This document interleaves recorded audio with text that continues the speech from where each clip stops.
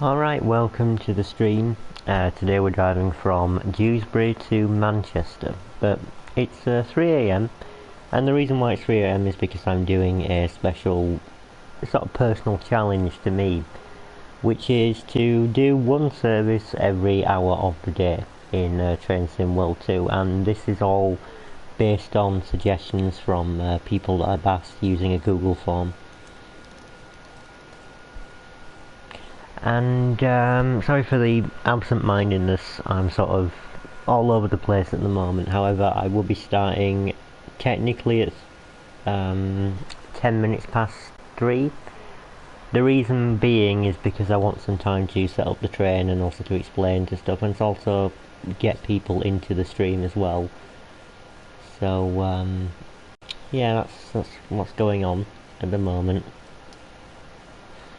And it will take a little bit of time for people to get into the stream, but once they do get in, then I can begin setting up the train.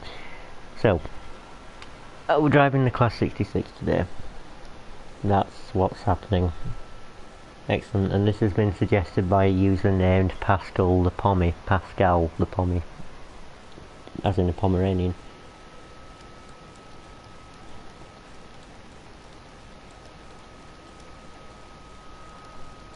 And I'm also messaging people at the moment, so that's why I'm going to be a bit quiet for the moment.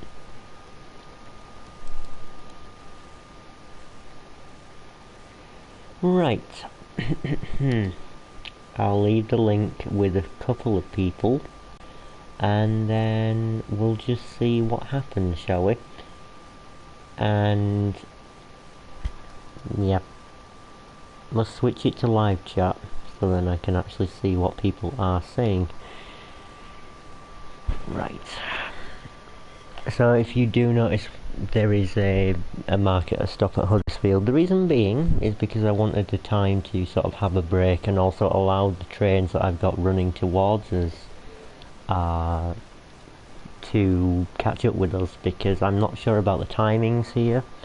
I haven't run along the whole of the route yet, so I'm not sure exactly when I'm going to reach each station. I kind of should have done that in preparation, but at this point I'm just guessing.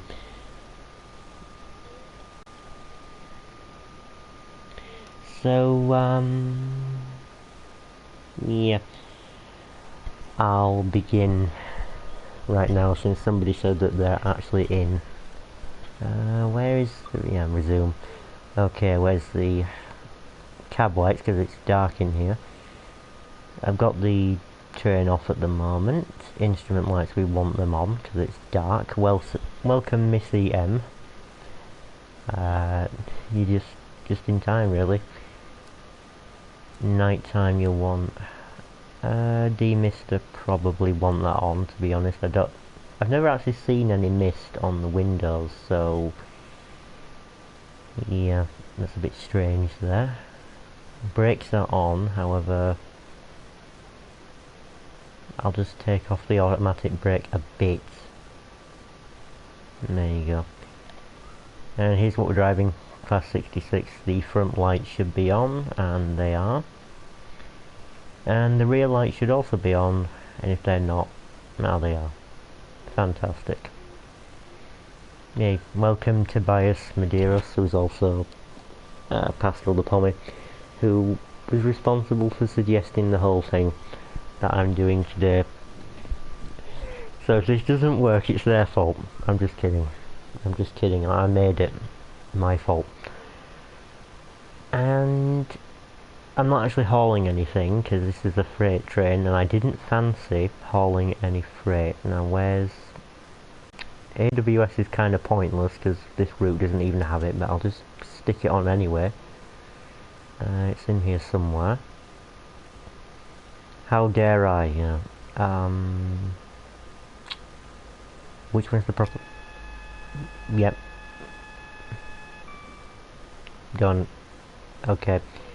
And DSD, I think DSD will work. Not exactly sure which one it is. I think it's above the... No. No. Is that? No. Fine, I'll get out of my seat. It's one of these that isn't actually on.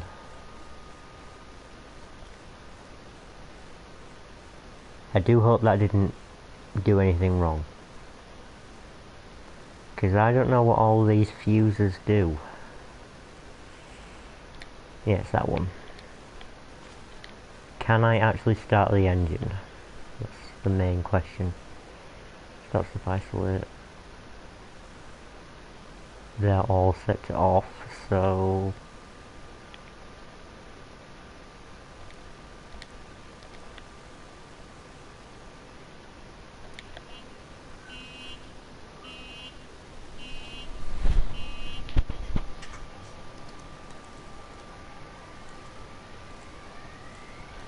Yeah, I can start the engine. Fantastic, so I haven't messed up any of the fuses.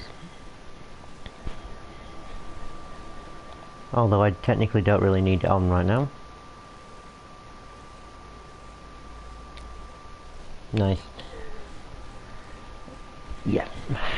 How dare I, essentially. I almost messed up the... I don't know what all the fuses do, and to be honest, some of them aren't actually connected to anything.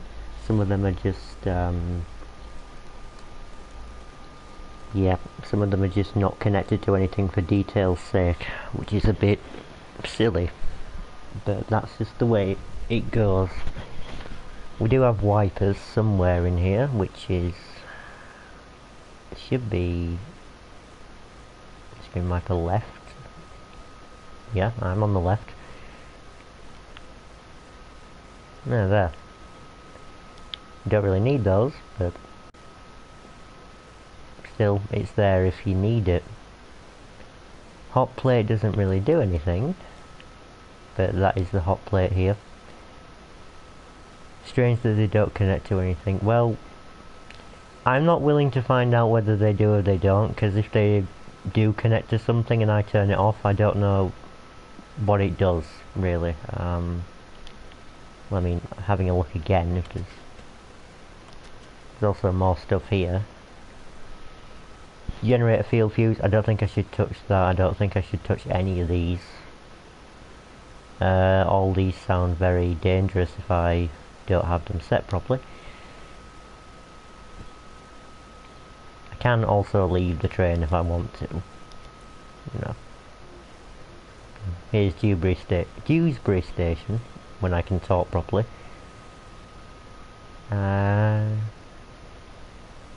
Have we got 66233? So we got the 223rd. So we got the 66233. So we got the 233rd 66 ever made, basically. You have so much self-control. I will be flicking all the switches like a maniac. Well, I don't know what they all do and whether they actually connect to something and turn something off, and if they do, well, we're in a bit of a pickle. There's stuff here, electric shock rescue and treatment, yeah, as if it's going to do any good. I don't know how many volts are coursing through this thing when the engine's on, but quite a lot. Emergency resuscitation, it's very small, all this writing on my screen anyway. Guess that's like a diagram for where everything is on the train.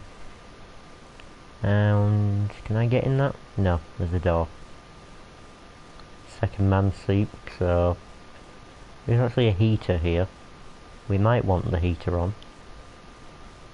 Probably a bit cold tonight, as if it makes any difference. Does it have heat, or does it have heat, or does it just blow fresh air? Because if it does, it's going to be cold.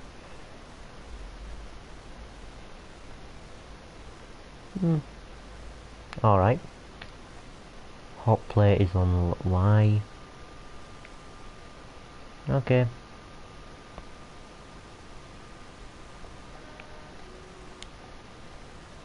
On driver supply or safety device, or DSD. So second man can press it. potentially. 307. I'll get it started back up. That's released. Start stop isolate.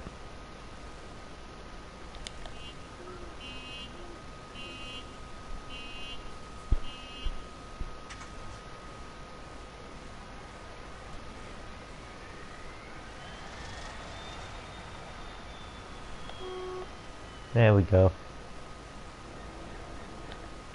And now I can set it to run, and I'll probably take the brakes off a bit.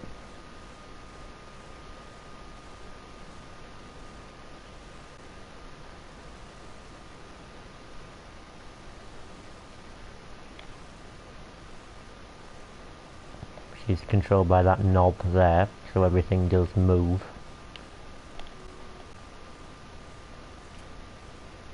Stick it in forward.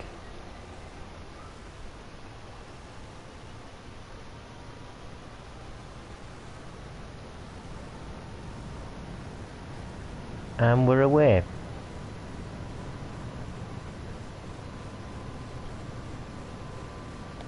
On our way to Huddersfield, which is however many miles it says up there. Because I can't read it because the PlayStation screen is actually quite small when I'm streaming.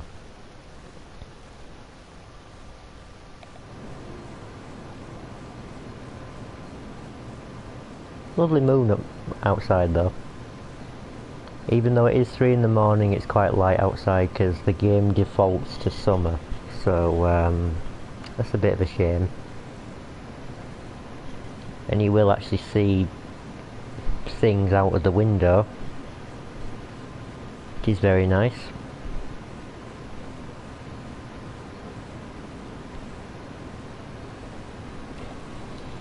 Okay, today I've been a bit sad, right, but hopefully this all changes that. I do also have a bit of a cough, but that's not anything really serious. Power station in front of us though.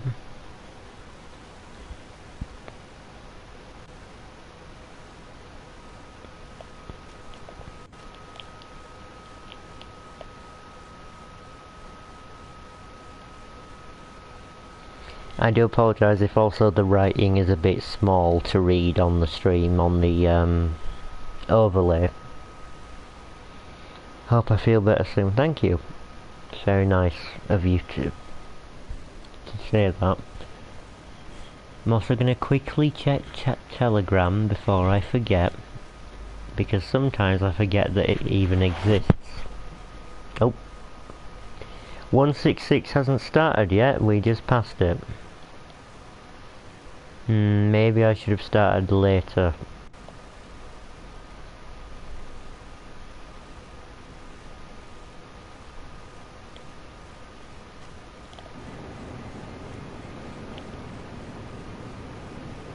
Never mind.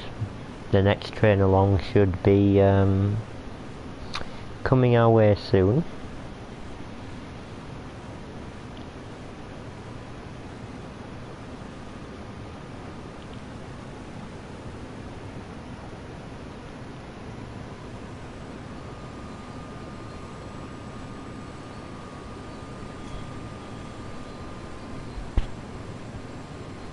Right, Mackie Hill. So, if you have any questions to ask me during the course of the stream, please do, because I'm here, I can take the questions. Oh, bridge, oh. Ah, there we go, another 66 coming the other way. Fantastic.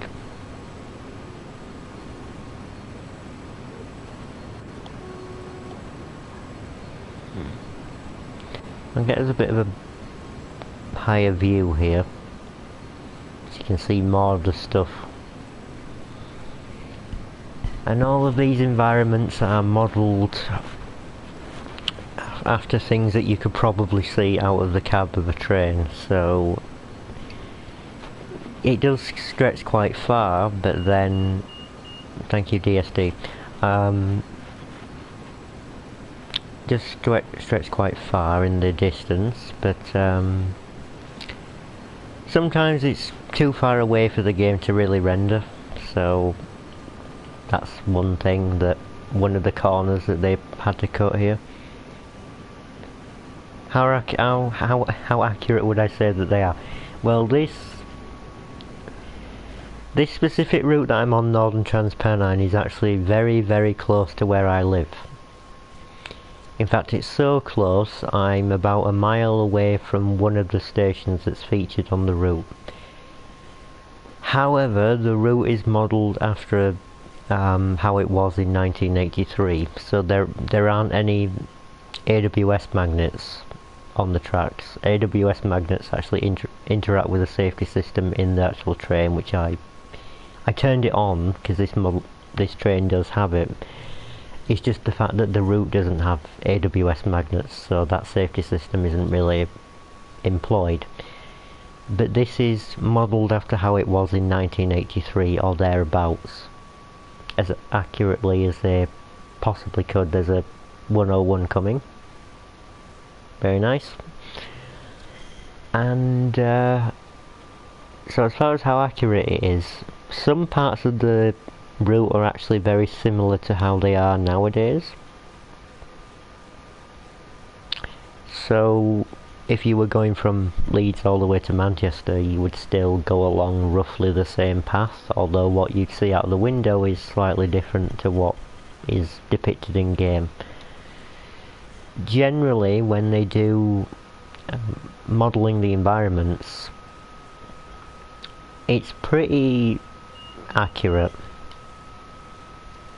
Of course, there are people in the fan base who do say, oh, by the way, you missed such and such building, because the fan base of this game is made up of people like me who don't actually travel very much on train. Hello, welcome to Final Zone, also Danny, who also submitted her own request, which I'll be doing at some point. But yeah, so the fan base, I hate speaking. The fan base either say that it's very, very spot on, or it's not good enough, basically.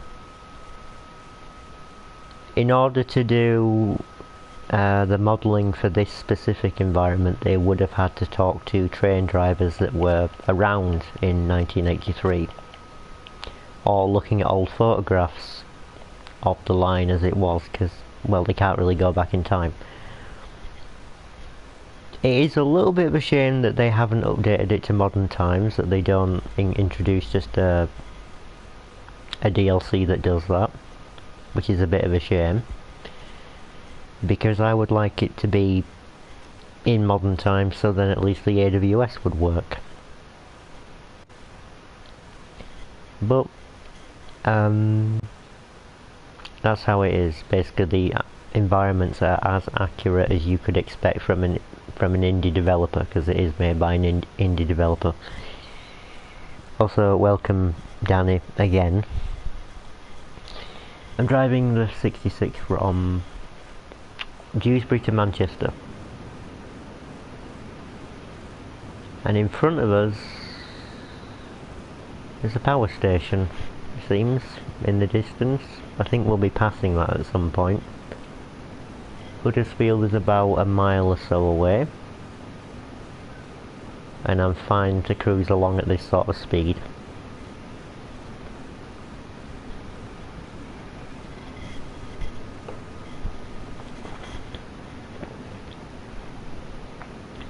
One of the main thing on this route is gradients, so hills basically, because the Pennines are very, very hilly.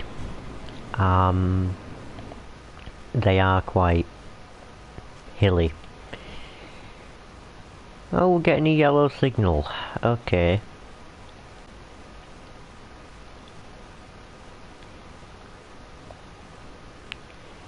Don't tell me that the one after that will brake and then be stuck on red, because it really shouldn't do that.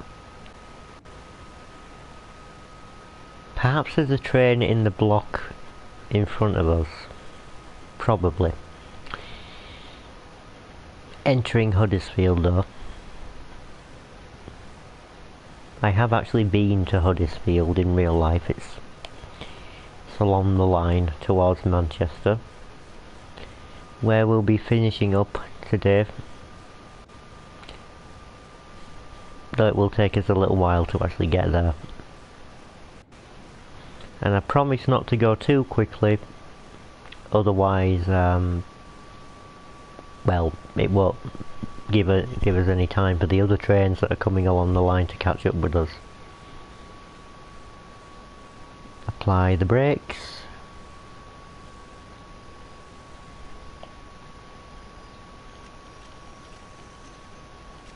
Work past the brakes, please.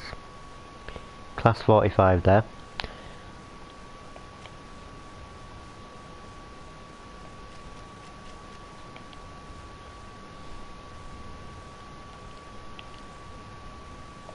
Pay no attention to the score in the top right. That won't really be relevant very much, because if I go over the speed limit it won't give me any points for it, even if I'm only slightly over it. It is very specific with what it wants me to do. Good news is there isn't a red signal ahead of us, so that means we don't have to wait for a train to get out of the way.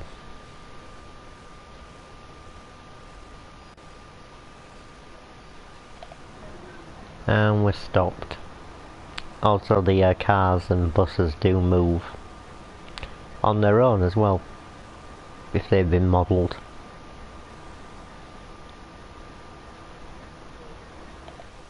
I'll just turn off the engine now.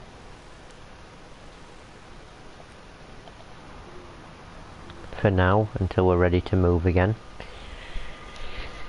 Okay, now would be a good time to ask me a question if you want to.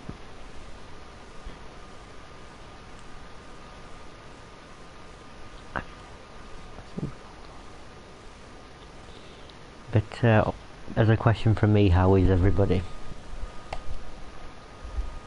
I do hope you're all well.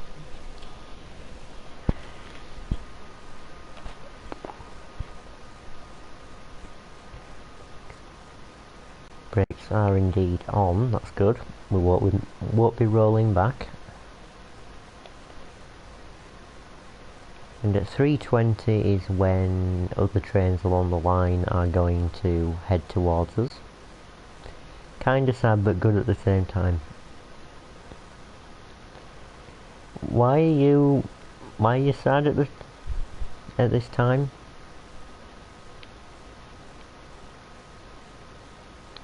Living that energy drink fueled life. This stream is keeping me going though.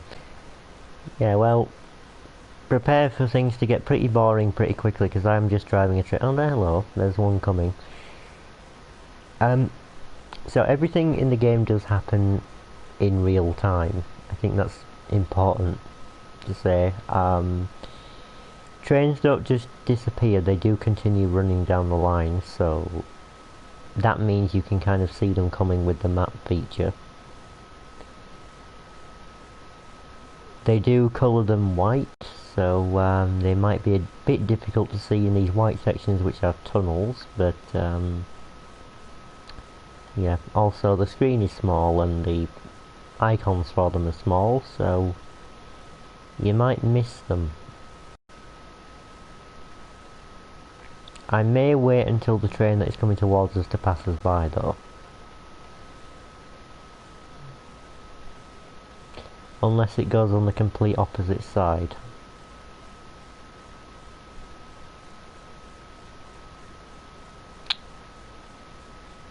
Or it takes forever, one of the two. I've lost where there it is. Depression. Well,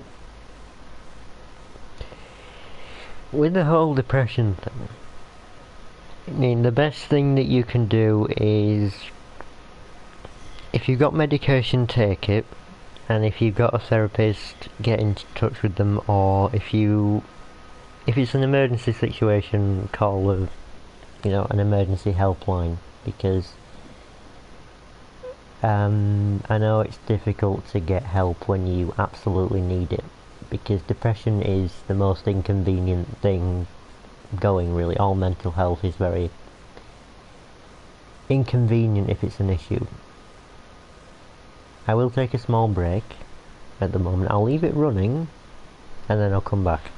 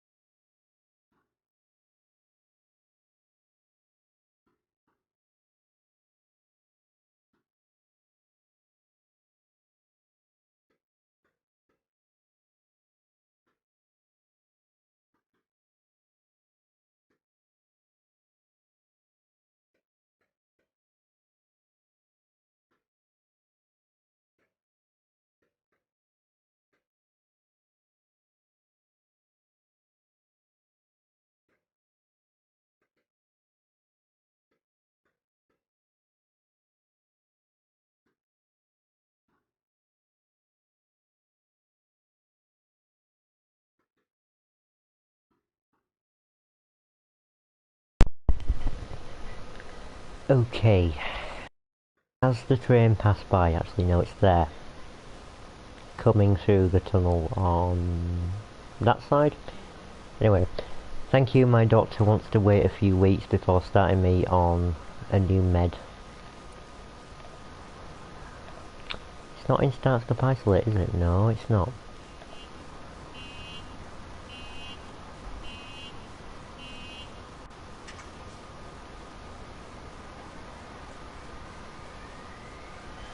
Fantastic.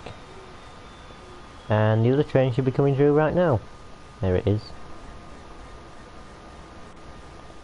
I'll say it to run. Take the brakes off. And there's the class 166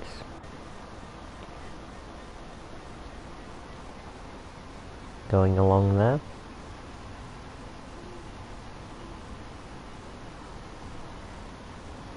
And now we'll start moving.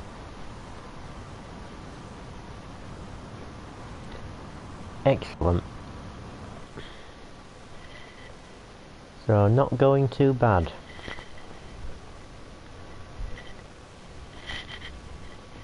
So what is a little bit disappointing concerning news with this game, the developers have decided that it's a great idea to release a DLC pack that includes locomotives from the 1970s on a route which isn't actually from the 1970s. The community hasn't responded well. They say it's an experiment. They say it's just something new that they're trying. It clearly hasn't worked. And I don't think they're going to be selling very many of the packs themselves, because most of the content, in fact all of the content in this game, you have to pay for. Everything that you see me using I've had to pay for at some point, because everything is pretty much available via DLC. And I'm okay with that. I'm okay with the prices they're charging. I think it's fine. They're an independent developer. It's a very niche game, so obviously they want to make as much money as they possibly can for the amount of time and effort they've spent on it. However, the community is very it's either made up of people like me who are casual players, or it's made out of people who are experts on trains and railways and rail travel, and those experts have pointed out that the trains that they have included in that actual pack don't run on the line that they're making the pack for. So the line is called Great Western Express. I have it. It's one of the options that's on the form. That route dates from 2011. The actual Great Western Main Line that it's based on has been going since the very early days of rail travel. They have stations that were built and designed by Isambard Kingdom Brunel, who is essentially the hero of British Railways and the Industrial Revolution and all of that. Most of the things that are part of the Industrial Revolution and that are quite amazing things have been designed and built by Isambard Kingdom Brunel.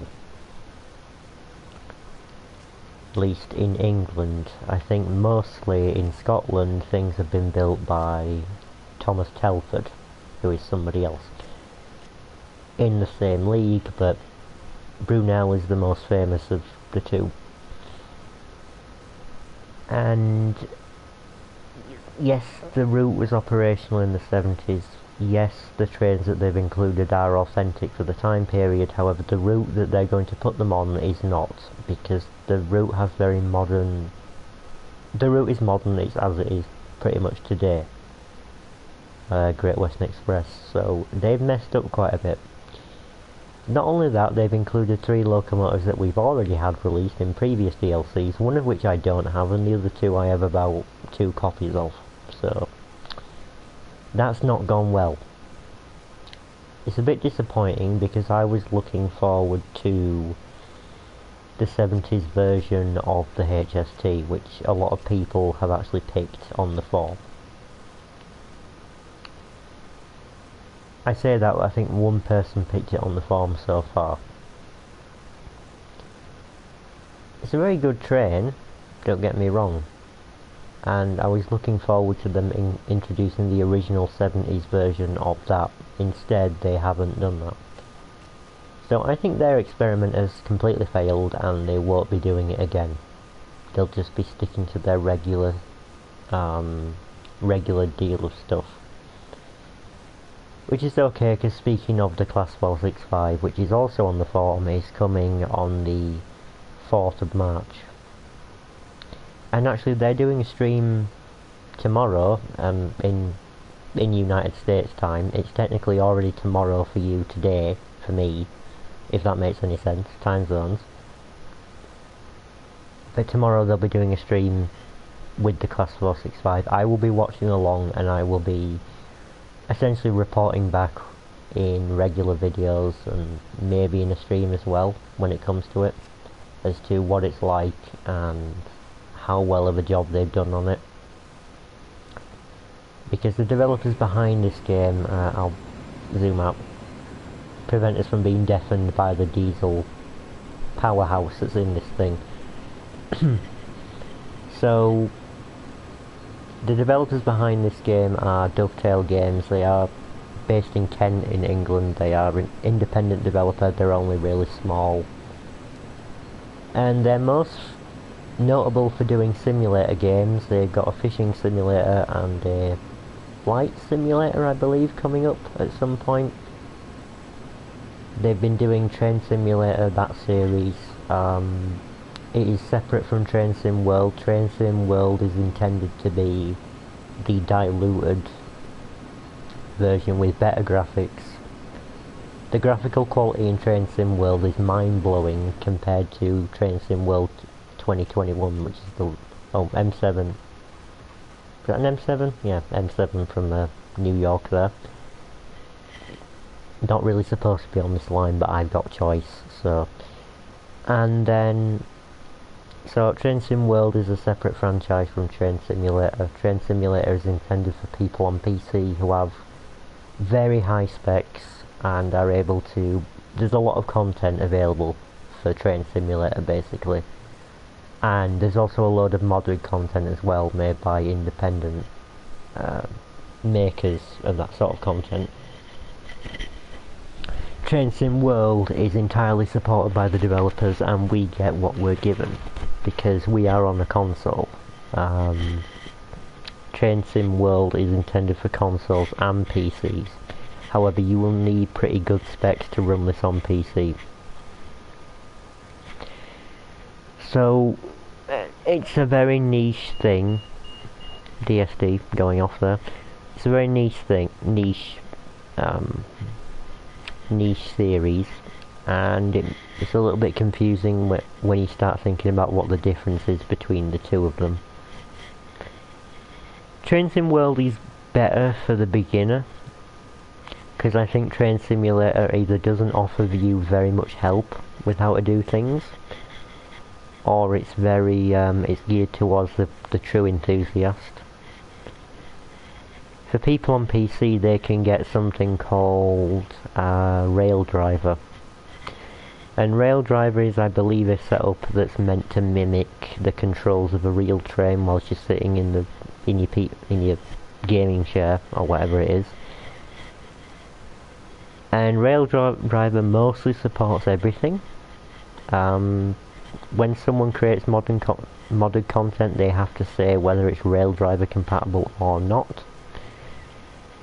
And there are things even in Train Sim World which aren't Rail Driver compatible yet, because that's something they still have to work on.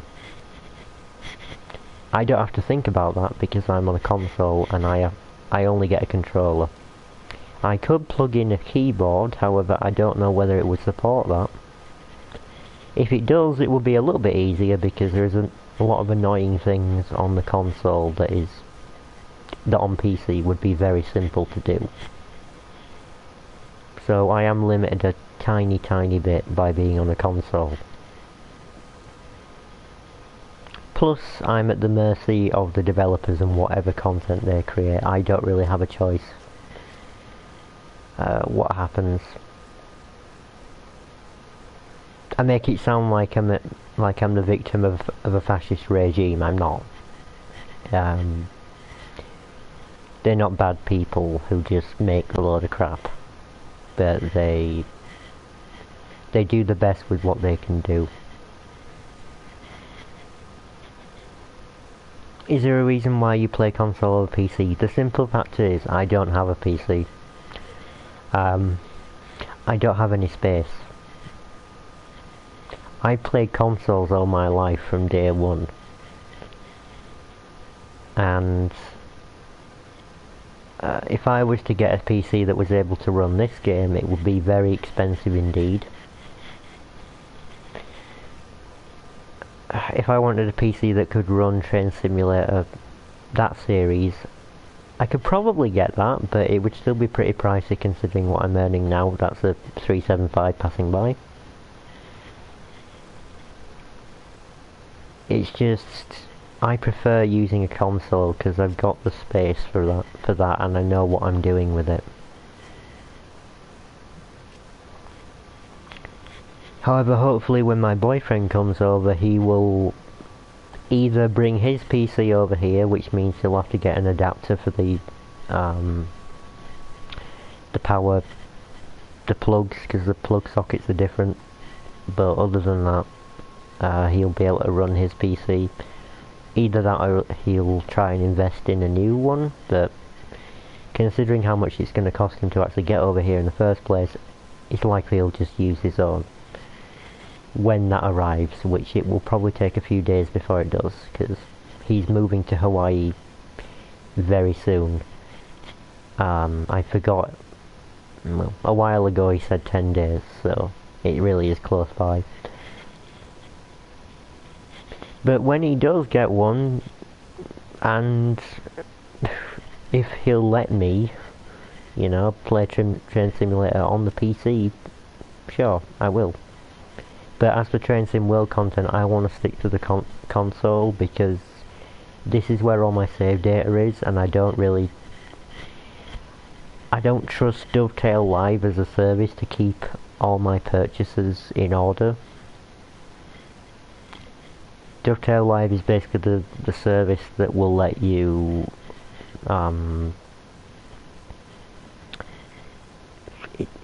basically if you're gonna play Train Sim World, stick to one console or one platform, and then buy all the stuff you want on that platform, because when you actually set up the game it checks that platform, and if it's not been bought through the store on that platform it won't allow you to play it, even though you might be the rightful owner of it. I just realised that most of what I just said is negative. Yeah. Thanks DST. Oh, HST. Going past. And that's come from Manchester, I believe, which is where we're going to be ending up by the end of this journey. How long have we been driving for, though? 37 minutes. Nah. Thereabouts. Or 40 minutes ago, according to the stream itself, but... same deal, different day.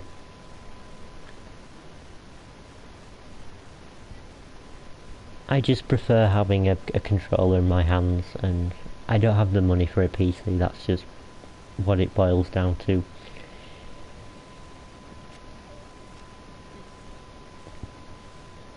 I could always check the specs that I need for those games though, and then if it's not a very pricey PC at all, and I manage to find the space, then sure, I'll see what I can do.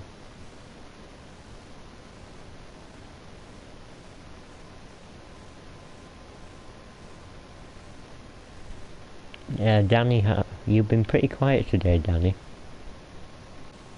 Not a complaint, just noticing. DB146,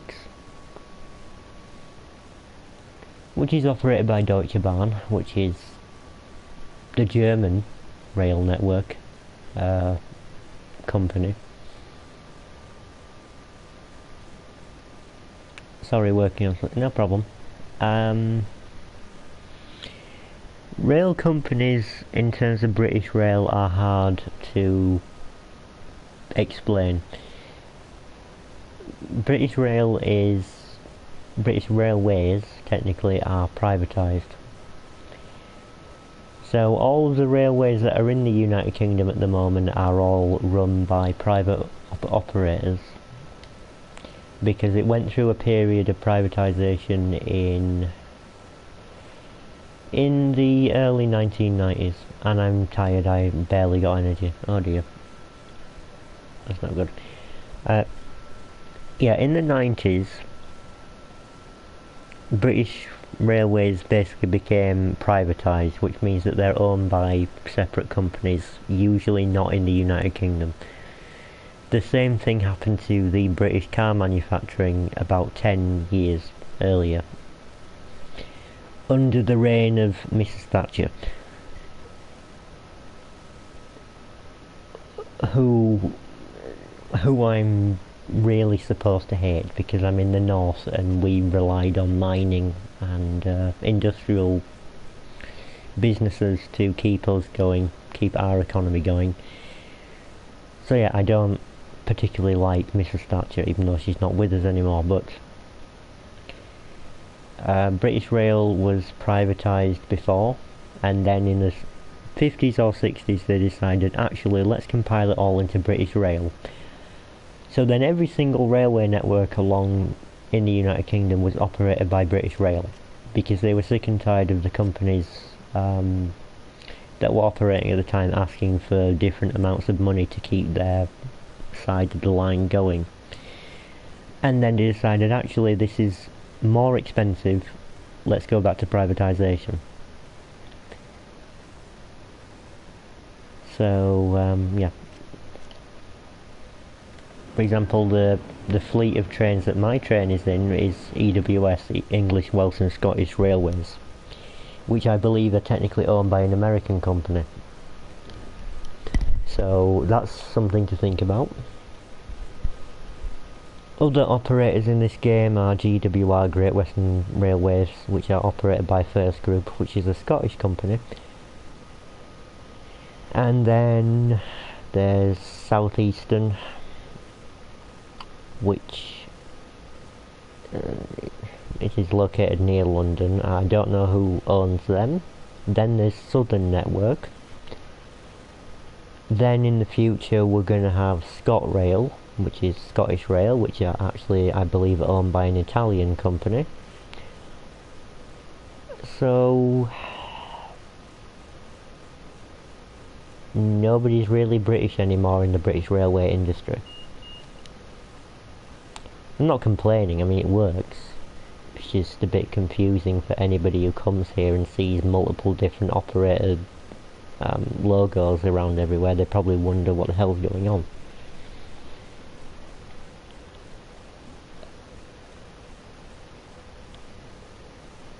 I don't know why I gave that history lesson. It's kind of irrelevant, to be brutally honest.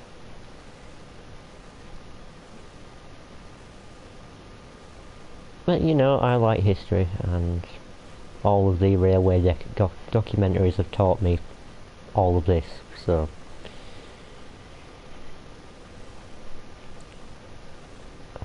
I mean, it could be worse. I could be telling you that a lot of the trains that have been operating on in previous years, most of the trains that were operating in the UK have actually all been scrapped. There are some models of train where all of the units ever produced have been scrapped and no longer exist. And all that we have right now are photos of them. And this is not just limited to diesel engines, this is limited to steam trains. Steam trains really are almost extinct. The only steam trains that you will see around the world right now are ones that have been put in preservation, and the ones that are usually in preservation are ones that have special names. The railway industry does name some of its trains. It gives them a name. For example, the Flying Scotsman wasn't always called the Flying Scotsman. If you're familiar with a lot of famous trains, oh by the way, BR406, I think that's the last one that's coming out of Manchester. Yeah, I reckon so. If you're familiar with famous steam engines, you'll know about Mallard, Sir Nigel Gresley, the Flying Scotsman, Princess. There's lots of different names. And those trains have been put in preservation. However, a lot of steam trains that were running at one point have just been scrapped. The reason they've been scrapped is because at one point when British Rail became a thing, when all of the companies merged into one, we're talking basically the 60s towards the 70s, by the mid-60s most of the steam trains in England had all been scrapped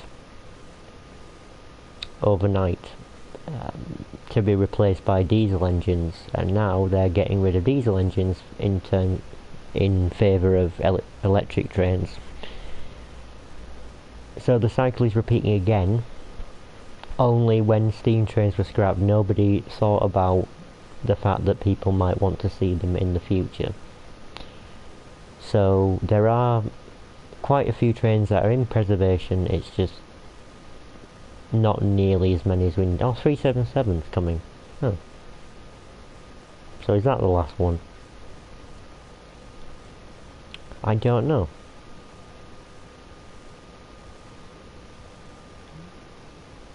I'm going to have to stop at Stalybridge though, because I anticipated I might need to, but I don't think I do now.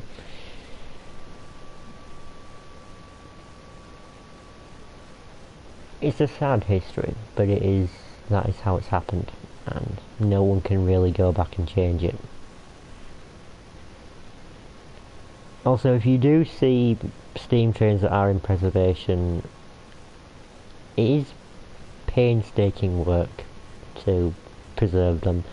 a lot of them are preserved by volunteers.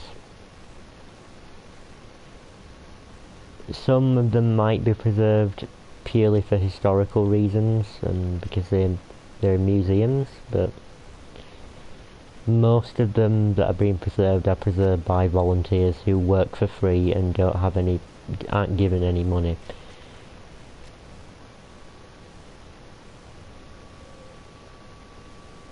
Ooh, is that a 375? It is. I haven't seen the 395 though, and I'm kind of wondering why that is. So is it actually coming towards us? I think that might be it.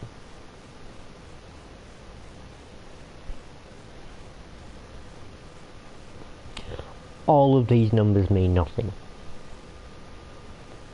When I say things like 465, 395, 43, 42, 40, whatever,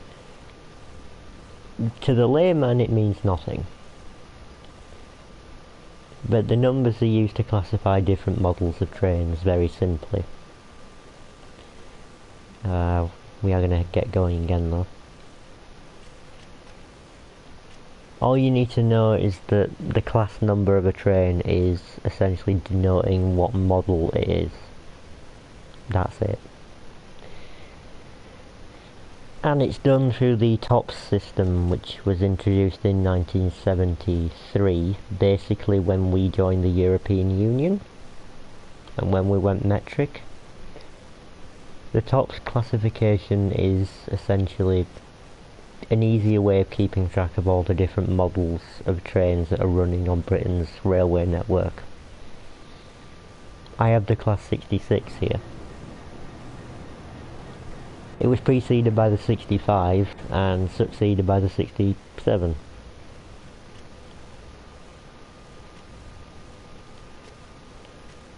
So that's really all you need to know. They just denote different models, that's it.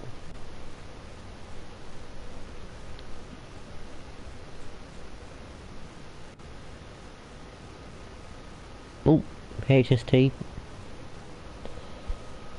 That is a bit weird. They seem to have come out of order.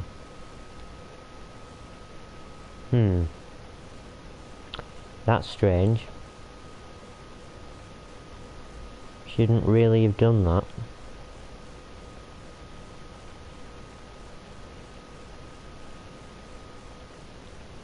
Okay, that should be the 395 on its way then.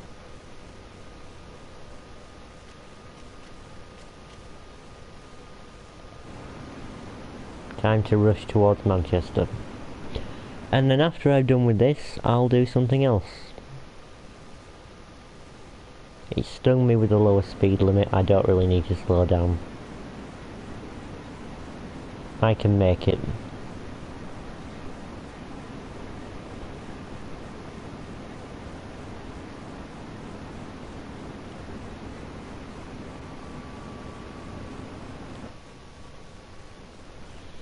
Either way, that's it. That's the history so far. 395. Those are actually pretty recent trains. I think they came along in about 2011. That sort of time, maybe 2009. Yeah, something around then.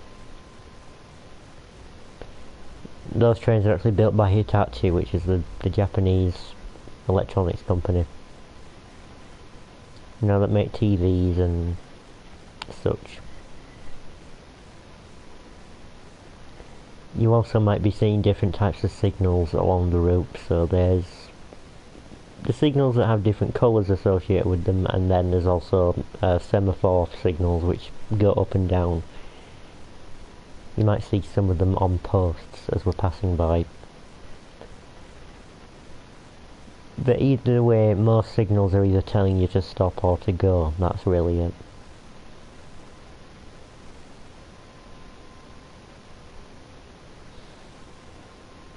And there are quite a lot of protections and safety systems that are in place to stop trains from basically running out of control.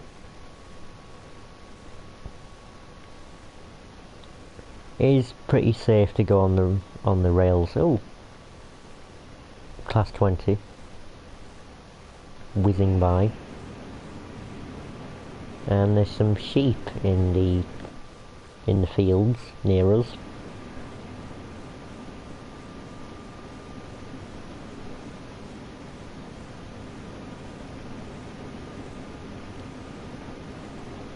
We're almost at Manchester. Almost. And then I can pretty much do whatever after this, because the request has been completed. Usually with streams I'll do what I say in the title of the video and then I'll do something afterwards. Just to, well, keep it running for longer, because then people can actually be here for longer. And also because it's just more interesting. If I just did what I said in the title of the video and then left, it wouldn't be as good, I don't think.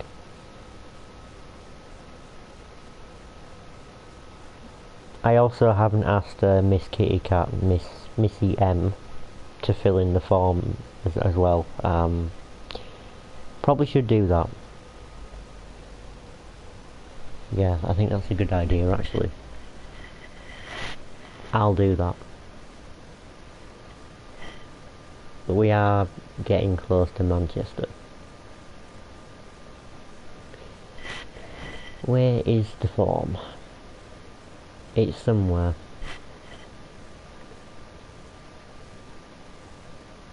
I will send that via Discord. Sorry I was doing something, no problem. I was just gonna say